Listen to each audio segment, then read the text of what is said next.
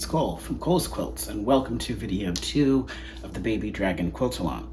I have my new Bernina B75, and I got a few suggestions on what to name her, but I haven't really decided yet, so I'll let you guys know when I've decided.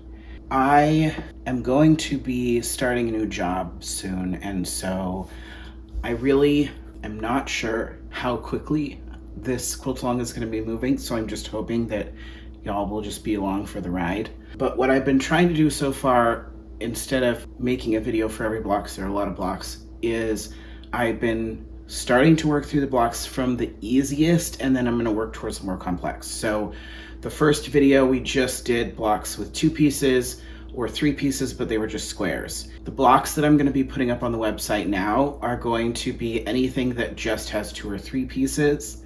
And then today we're going to be talking about what to do when you have irregular shapes and overlapping seams. Another thing that I want to show is my process. Part of me when I make these videos wants to be like, well, let's clean up my area and like pre-cut the pieces and make it look all nice, but really you guys should probably see how I actually do it, which is not that. So first of all, my system of how I do it when I'm working on a foundation paper piecing piece is that I don't really ever just work on one block. So I'll print out however many blocks I'm gonna work on, and then I'll first start by sewing together my 2 pieces, and I'll sort of be like chain piecing. So I'll be sewing and we'll start getting a buildup of blocks back here behind my sewing machine. They're all connected with thread. Once I've sewn on the first 2 pieces on all the blocks that I'm working on, I'm then gonna grab the piece in the back and snip the thread, trim the fabric, and then I'm gonna take it over here to my iron and I'm going to iron it and set my clapper on it. The clapper is really, for that first one, it's only there for a few seconds, but after that, what's gonna happen is I'm gonna cut off the last block hanging off my sewing machine back here. I'm gonna trim the fabric, and I'm gonna move the piece that's under the clapper, and I'm gonna iron and put that one under the clapper, and then I'm gonna take this piece and I'm gonna add the next piece of fabric. And that sort of happens in a loop. It just keeps going. I just take a piece from the back, put it under the iron, take the part that was under the clapper, cut a new piece of fabric, sew it on, and we just work through this rotation until I get to the point where there are no more pieces to add, so then I'm gonna baste. So that way when I cut off a piece, if I see basting on the outside, I know that that piece is done, and then I'm gonna set it over by my cutting table, and I'll usually just keep going until I have a pile of a few that need to be cut, and then I will cut them.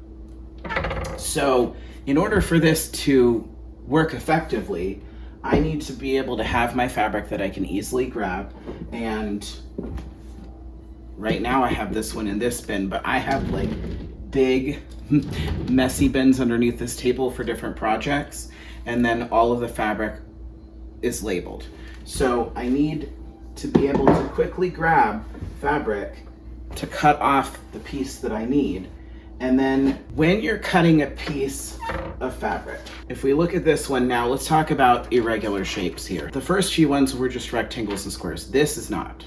So here we have an irregularly shaped piece. You could lay the fabric over it and sort of draw out the piece, or the squares and rectangles that were like really similar, that there was a lot of. I actually cut a piece of interfacing that was that size so I could lay it down and cut. I'll be honest, 99% of the time, I just eyeball it. I just look at the shape and the size, and I grab the fabric and I cut a piece that looks like it's about that size. That is definitely more wasteful, but that's just how I do it. So then what happens is, if a piece takes up most of this, I might just cut a piece that's almost completely square. And then after I trim it, I may end up with pieces like this, where I might actually be able to use this piece. And so I will usually keep a pile or a Ziploc bag of the little scraps, so that when I have a smaller piece, I can look through the scraps and see, is there a piece that might fit there? Another thing that we want to think about when it comes to sewing the irregular shapes and like where you're placing the piece. Let's say that you have these 2 pieces and you're going to do the third piece. Remember, you're not laying the third piece where that piece is gonna go. You're imagining it flipped and you're laying it here. And then after I sew it and I iron it, I'm gonna flip it back. So if I'm cutting a piece of fabric for this shape, if your fabric has a right side and a wrong side, that involves a lot more thought, okay? Remember that this is the back.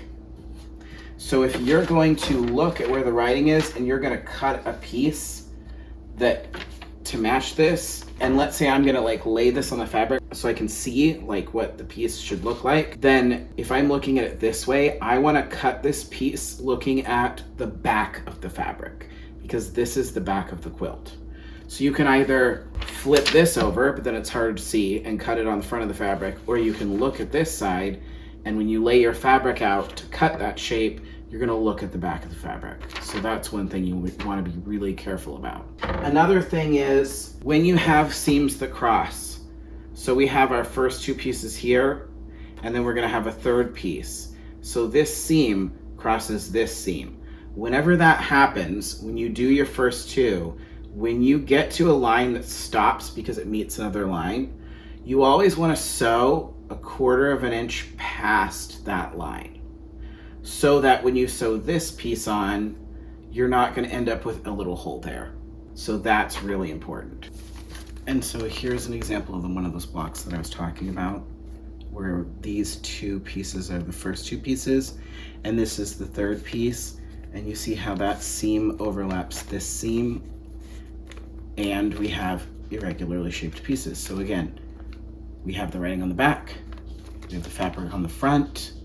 If you have started, please go and check the directions, because I updated the fabric amounts because I underestimated how much of the silver I needed. Also, I am posting an image that shows which blocks have been posted, where it'll have the quilt and sort of whited out areas that are the blocks that have been posted, so you can see how far along we are in the quilt.